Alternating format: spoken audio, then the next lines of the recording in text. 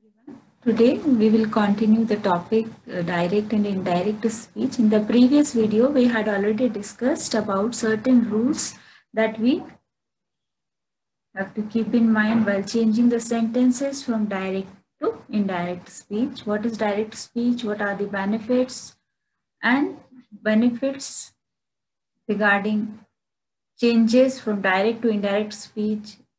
ये सारी चीज़ों के बारे में हमने पिछले वीडियो में डिस्कस किया था कि डायरेक्ट स्पीच क्या होती है और डायरेक्ट स्पीच को कब बोल सकते हैं और इनडायरेक्ट स्पीच के क्या बेनिफिट्स और डीमेरिट्स हैं जिनको हम कैसे इरेडिकेट कर सकते हैं, ओवरकम कर सकते हैं। इन सब बातों पे हमने डिस्कशन किया था।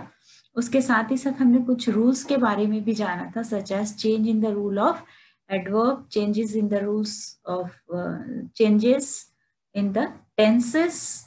So along with that, changes in the personal pronouns.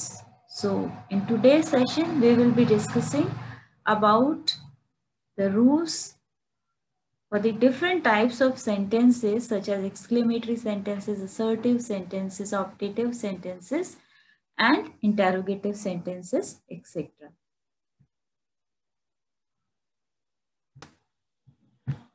Certain rules in the change of sentence from direct speech to indirect speech. In the tense, if the tense is simple present tense, we will be changing the tense into the simple past tense. We will also observe certain examples so that it can become more clear. First of all, let us know which tense is changed into which tense.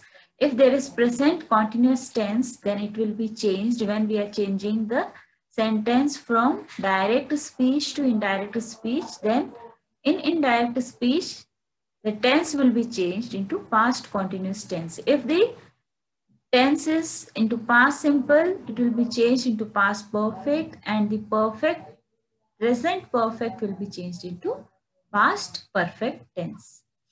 Past continuous will be changed into past perfect continuous, and if we see will future tense, then it will be changed into would, that will be conditional, and can into could, may into might, must, had to. So in this way, many other changes we may be doing while converting from direct to indirect speech. First of all, let us see some rules. Let's see the examples so that it can become more clear. John said, I write letter. It is a direct sentence.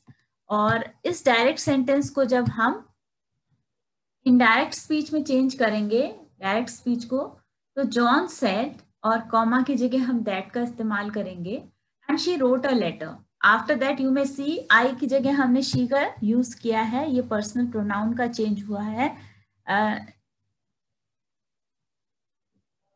a letter.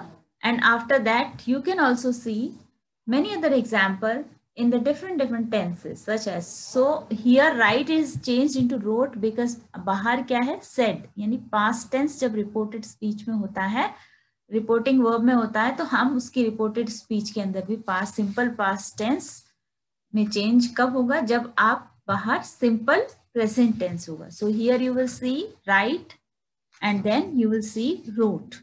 In the next sentence, you will see the tense is simple present tense and it is changed into the tense is present continuous tense and it is changed into past continuous tense. John said, I am going to church. John said that he was going to church. And in the next sentence, you'll see it is present perfect tense and it is changed into past perfect tense. Kamal said, I have done my homework. Then it is changed. Kamal said that he had done his homework. So present perfect tense is changed into past perfect tense, and later in the upcoming sentence you'll see he said that I have been reading a novel for 5 years or 5 hours, whatever you can say. So it is changed into present perfect continuous tense is changed into past perfect continuous tense. In the next sentence, you'll see Nelson said, I was playing cricket. So this is past continuous tense, and past continuous tense is changed into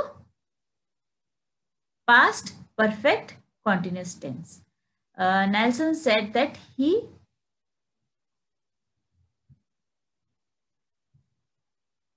just a minute.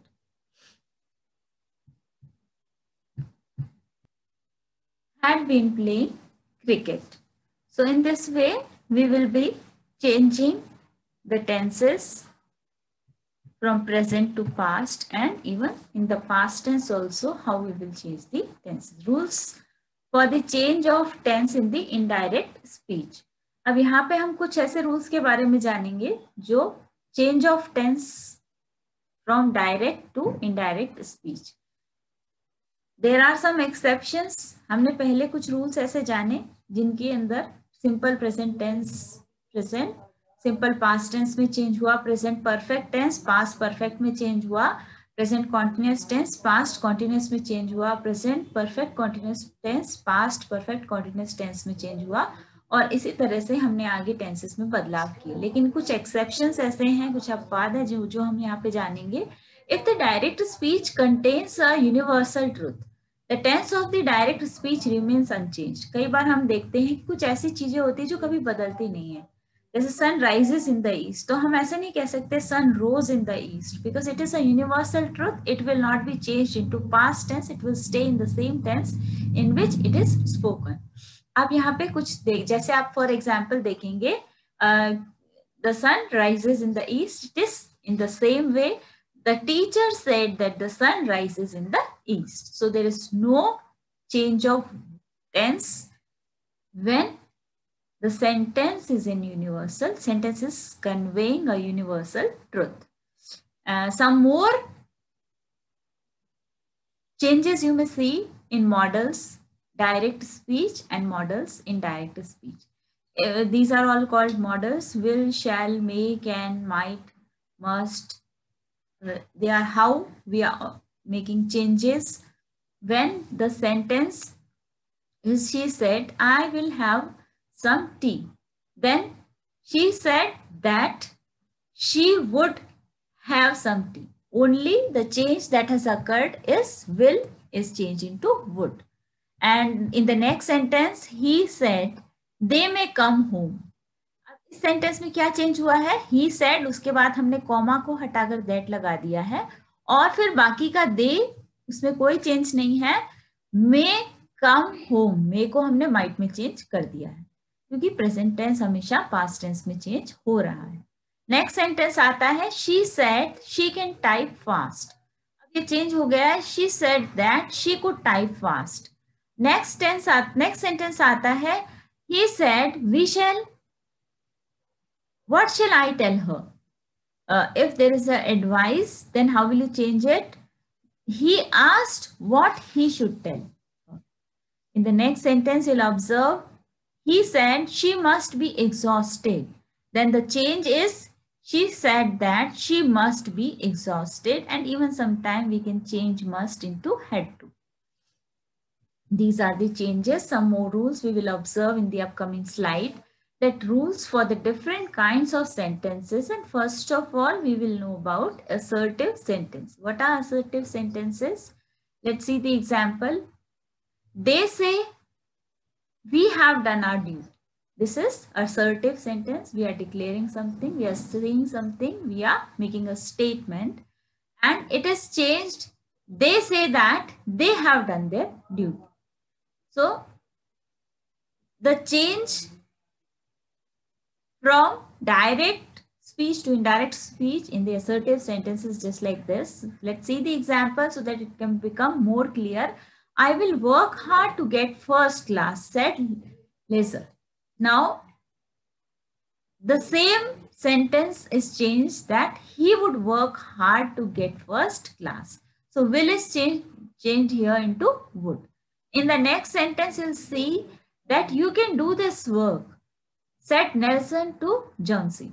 Now Nelson told to Johnsy, when if we have here two nouns, then we will change it like this, that Nelson told to Johnsy, instead of writing said, that he could do that work.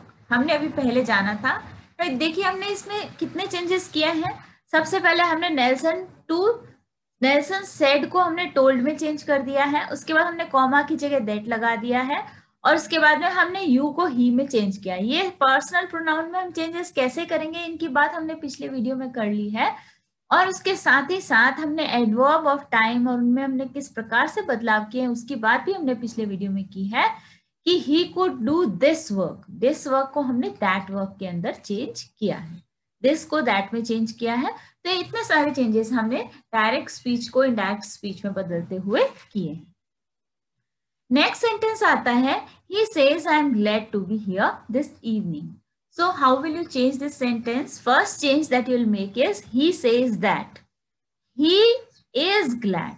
अब यहाँ पे हमने tense में change इसलिए नहीं किया है क्योंकि बाहर सेज है, सैड नहीं है, यानी यहाँ पर प्रेजेंट टेंस है, पास्ट टेंस नहीं है। तो जब हमें प्रेजेंट टेंस के स्थान पे पास्ट टेंस दिखाई देगा तभी हम अंदर टेंस में चेंजेस करेंगे। अगर बाहर प्रेजेंट टेंस है तो अंदर में हमको टेंस में कोई चेंजेस करने की, इन्वर्टेड कॉमा के अंदर जो सेंटेंस है उसमें हम टेंस में कोई चेंज नहीं करेंगे और हम पर्सनल प्रोनाउन और अदर चेंजेस करेंगे। अदर चेंजेस कौन कौन से हैं, जैसे कि he says that he is, यानी प्रेजेंट का प्रेजेंट ही रहा, he is glad to be there, here को हमने देयर में चेंज कर दिया और दिस को हमने दैट में चेंज कर दिया है। दिस इवनिंग की स्थान पे हमने लिखा है that evening. I am going to the library now said David. Now इसको हम कैसे लिखेंगे, David said that, I am going को हम लिख देंगे he was going. I am going का मतलब क्या है, ये प्रेजेंट कॉन्टिन्यूअस टेंस है, इसको हमने पास्ट कॉन्टिन्यूअस में चेंज कर दिया है। टू द लाइब्रेरी, नाउ के स्थान पे हमने देन को यूज किया है। तो आप देखेंगे कि जब हम डायरेक्ट स्पीच से इनडायरेक्ट स्पीच में चेंजेस ला रहे हैं तो हम स्टेप वाइज बिल्कुल परफेक्टली वही सारे रूल्स अप्लाई कर रहे हैं जो हमने अभी डिस्कस किए हैं। नेक्स्ट रूल इंपैरेटिव सेंटेंसेस के अंतर्गत आता है। इंपैरेटिव सेंटेंसेस वो सेंटेंसेस हैं जो ऑर्डर, रिक्वेस्ट, कमांड, एडवाइस आदि के लिए इस्तेमाल किए जाते हैं। So changing command, request in order into indirect. The reporting verb is change to order, request और एडवाइस। सो हम जो रिपोर्टिंग वर्ब है उसके अंदर क्या चेंजेस करेंगे, उसको हम, अगर वो ऑर्डर है तो ऑर्डर्ड कर देंगे, अगर रिक्वेस्ट है तो रिक्वेस्टेड कर देंगे, एडवाइस भी हम उसको कर सकते हैं। Other words that can be used for are asked, begged, forbid, invite, etc. So the connected used will be to. Connective हम यहाँ पे क्या यूज करेंगे, अभी तक हमने ये देखा कि हमने पिछले सारे सेंटेंसेस में कनेक्टिव दैट का इस्तेमाल किया था, बट इस सेंटेंस में हम टू का इस्तेमाल करेंगे। आप एक एग्जांपल देखेंगे तो आपको अच्छे से ये बात समझ में आएगी। The teacher said please keep the noise down. तो आपने देखा द टीचर टोल्ड, किसको, the teacher told us to keep. अब यहाँ पे हमने दैट के स्थान पे टू का इस्तेमाल किया है, to keep the noise down. तो आपने देखा कि हम कनेक्टिव हमने यहाँ पे चेंज किया और इंपैरेटिव सेंटेंसेस कैसे पता चलेंगे कि वो कौन से सेंटेंसेस हैं। जैसे आपने देखा ये please keep the noise down, तो ये एक रिक्वेस्ट का सेंटेंस है। सो इस प्रकार से जो जो चेंजेस हम इंपैरेटिव सेंटेंसेस में करेंगे वो इस प्रकार से करेंगे। पहले हमें आइडेंटिफाई करना जरूरी है कि ये सेंटेंस जो इन्वर्टेड कॉमा में है वो कौन सा है, वो असर्टिव सेंटेंस है, वो इंपैरेटिव सेंटेंस है, इंटरोगेटिव सेंटेंस है, ऑपरेटिव सेंटेंस है। अगर हम वो आइडेंटिफाई करेंगे तो according to that only we will be changing दो sentences into different rules. Don't talk in the class said the teacher to the boys. आप देखेंगे ये वाक्य है, इस वाक्य के अंदर रिपोर्टिंग वर्ब पीछे आई हुई है, रिपोर्टिंग वर्ब है said the teacher to the boys. इसको हम कहेंगे the teacher advise the boys, क्योंकि टीचर यहाँ पे एडवाइस ही दे रही है कि do not talk in the class. तो आप डू नॉट को नॉट टू में हम कनेक्टिव का इस्तेमाल करेंगे, not to talk in the class. Rest all you may see is same. The teacher forbade the boys to talk in the class can also be written in place of this sentence. यानी यहाँ पर हम इस प्रकार की variation भी कर सकते हैं। हम इन दोनों वाक्यों को यूज कर सकते हैं, हम एडवाइस का भी यूज कर सकते हैं और अगर किसी ने मना किया है तो वहां पे हम forbade का इस्तेमाल भी कर सकते हैं। नेक्स्ट सेंटेंस आप देखेंगे कि please give me something to eat, I am hungry, the old man said to them. तो रिपोर्टिंग वर्ब यहाँ पे क्या है, उसको हम सबसे पहले लिखते हैं the old man requested them.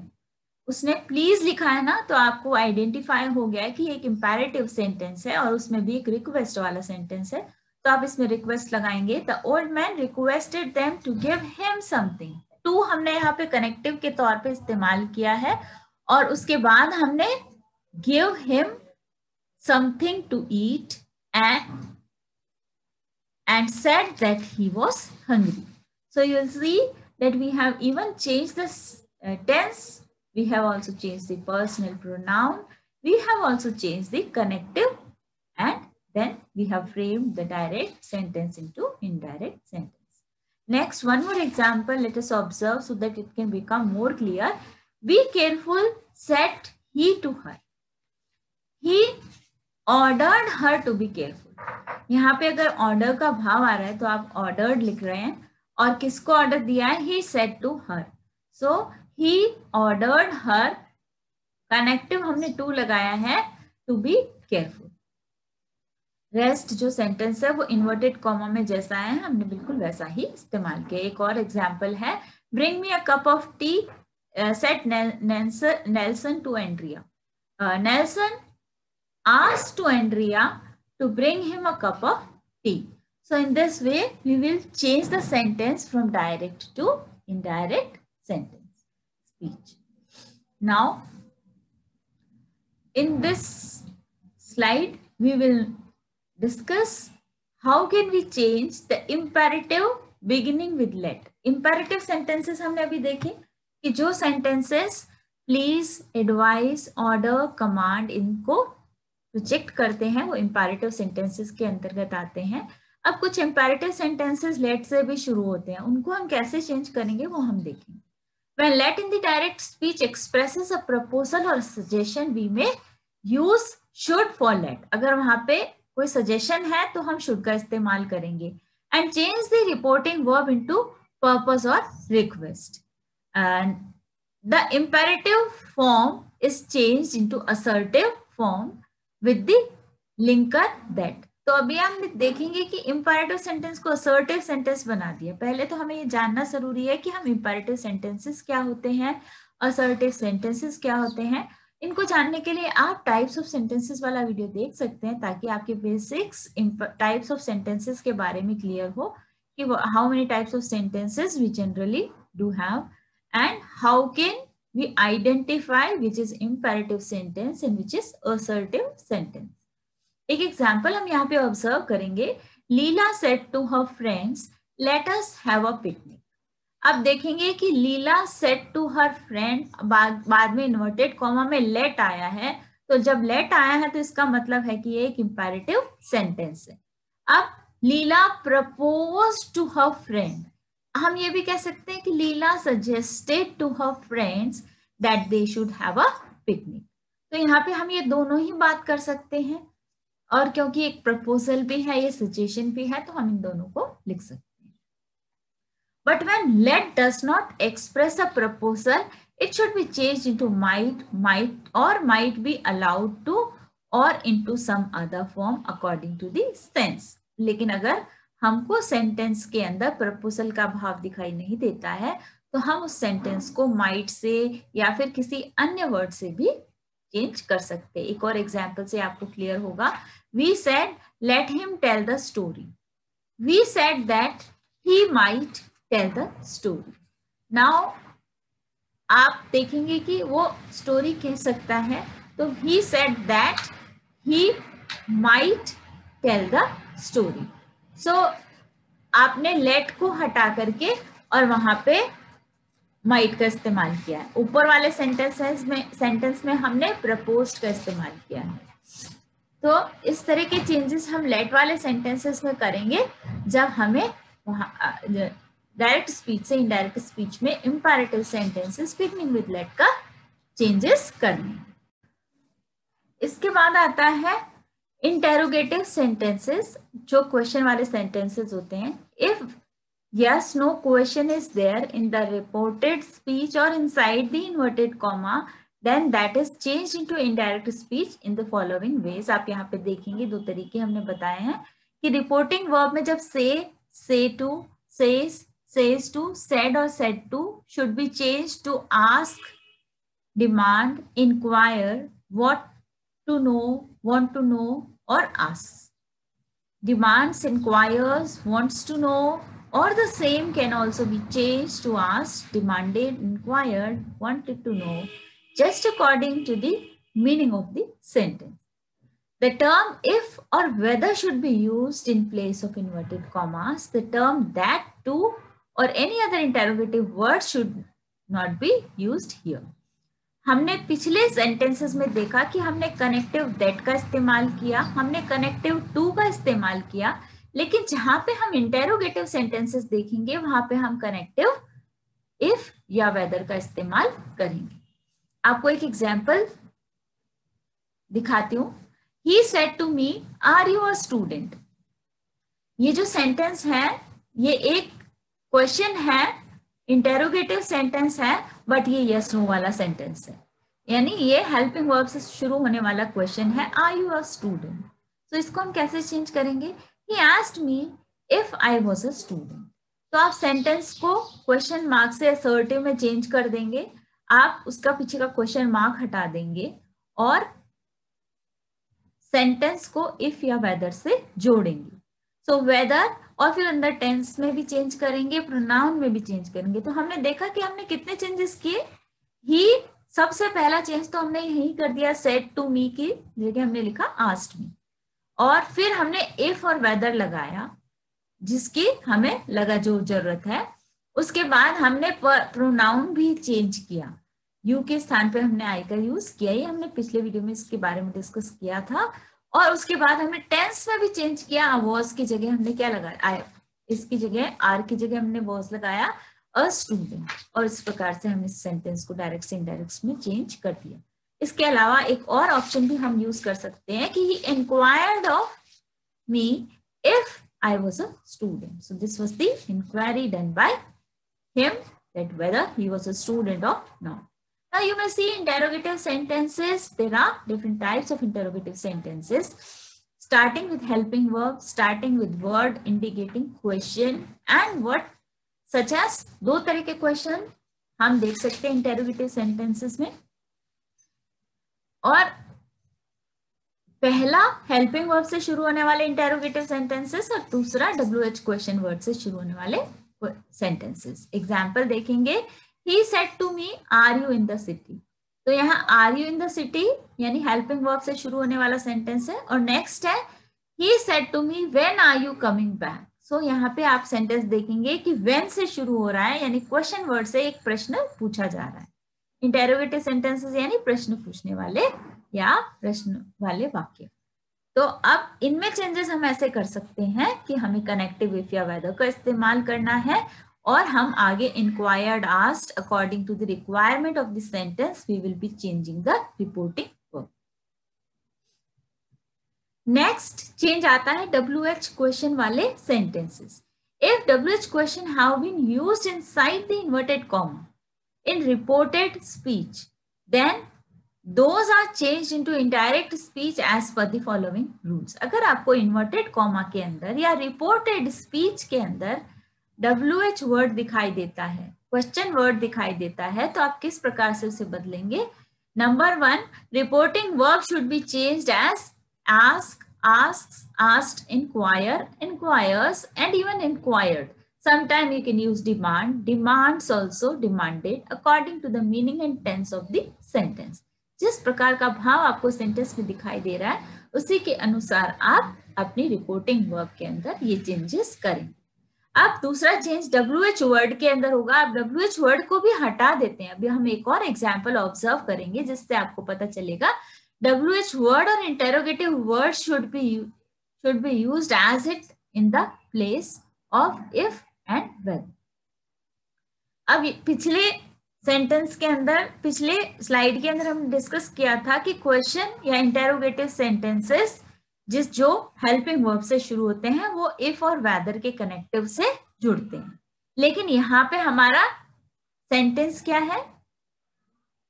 WH word से शुरू हो रहा है, क्वेश्चन वर्ड से शुरू हो रहा है, इसलिए हम इफ और वेदर से ना जोड़ करके उसे उसी क्वेश्चन वर्ड से जोड़ देंगे.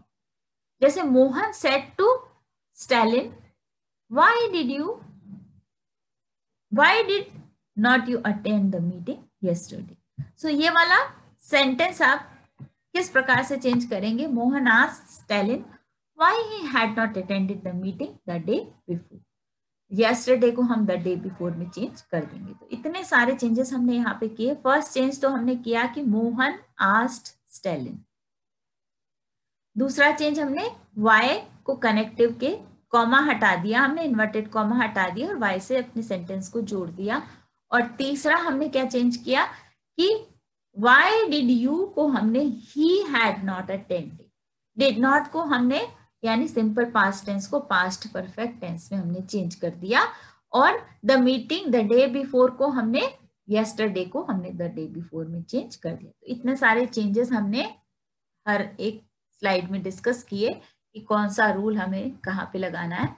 अब एक और रूल है जो एक्सक्लेमेटरी सेंटेंसेस पे लागू होता है। The reporting verb in the exclamatory sentence is changed into exclaim, wish, pray, bless, cry और एनी अदर सुटेबल वर्ब। आप देखेंगे सबसे पहले कि आखिर एक्सक्लेमेटरी सेंटेंसेस होते कैसे हैं, कहाँ पे और किस प्रकार से हम उनका आइडेंटिफिकेशन करें।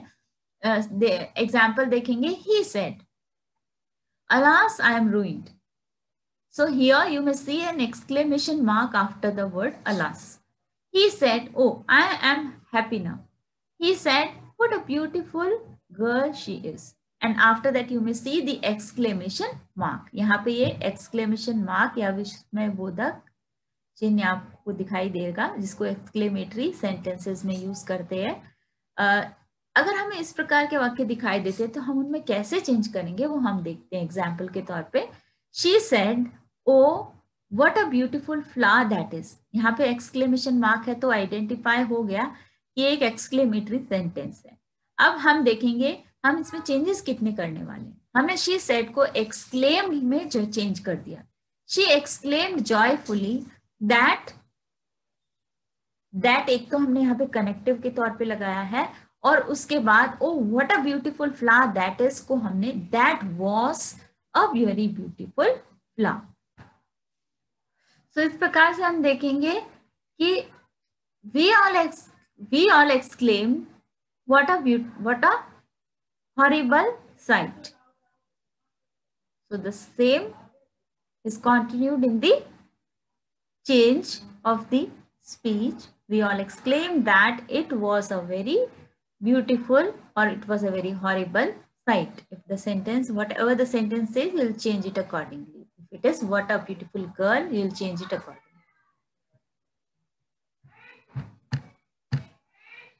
एक और चेंज हम ऑप्टेटिव सेंटेंस में करेंगे। ऑप्टेटिव सेंटेंसेस होते क्या, सबसे पहले आप वो देखेंगे कि the reporting verb in optative sentence is changed into wish, wished, pray, prayed, etcetera.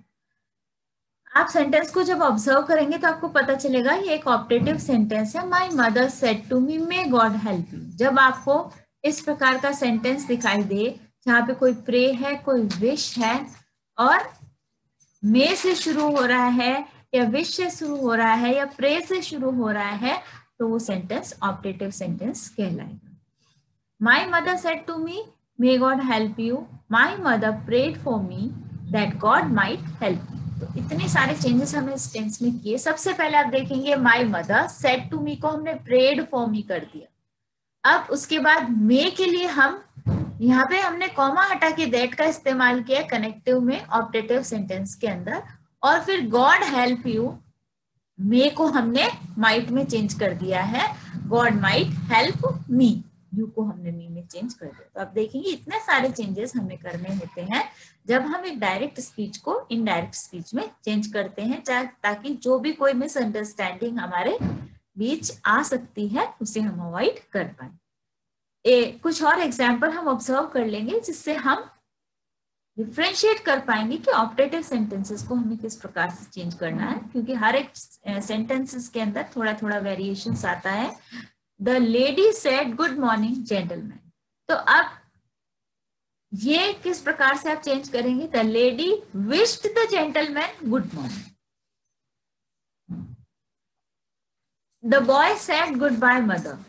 The boy bade his mother goodbye. अगर इस प्रकार से सेंटेंस होता है तो हम इसे इस प्रकार से चेंज करते हैं। एक और सेंटेंस हम देखते हैं, she said may you succeed in the examination.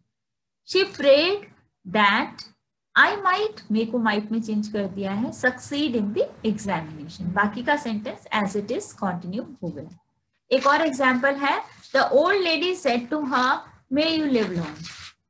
तो इसको हम ऐसे लिखेंगे, द ओल्ड लेडी प्रेड, क्योंकि वहां पे प्रेयर कर रही है, प्रे कर रही है।